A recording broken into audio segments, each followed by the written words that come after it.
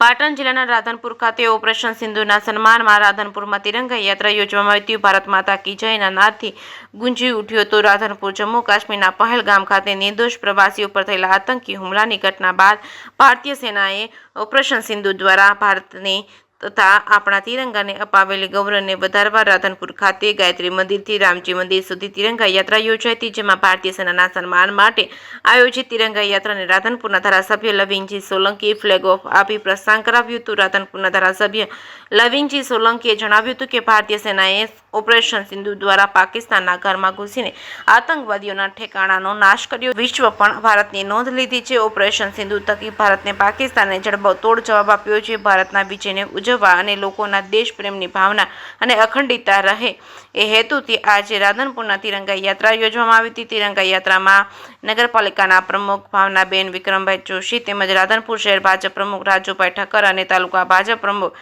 અજીતસિંહ પરમાર તેમજ તાલુકા ભાજપ મંત્રી બેચરભાઈ ઠાકોર તેમજ પ્રકાશભાઈ દક્ષિણી, ડોક્ટર ગોવિંદજી ઠાકોર, ગુલામ ઘાજી, બાંધકામ સમિતિના ચેરમેન નગરપાલિકાના રાધનપુરના તેમજ નિલેશભાઈ રાજગોર, જીકાભાઈ રબારી, નગરપાલિકાના સદસ્ય અને ખેતાજી ઠાકોર, સંગઠનના પદાધિકારીઓ, વિવિધ સામાજિક ધાર્મિક સંસ્થાઓ તેમજ પોલીસના જવાનો, હોમગાર્ડ જવાનો, દરેક સમાજના અગ્રણીઓ તેમજ વ્યાપારીઓ અને શહેરીજનો જોડાયા હતા। જે કે ગુજરાતી સાથે મનુ ઠક્કર, રાધનપુર।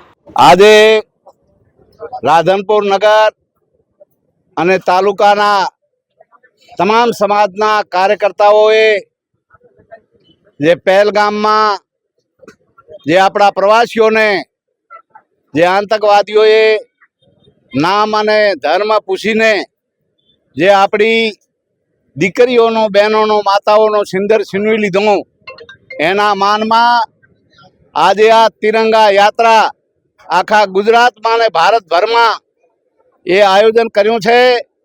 કારણ કે આપણા યશસ્વી મોદી સાહેબે એનો જવાબ આપ્યો છે। એ પાકિસ્તાનમાં જઈને આતંકીઓના જે અડ્ડા હતા એ અડ્ડાને તોડી નાખ્યા છે અને જેને જડબાતોડ જવાબ આપ્યો છે।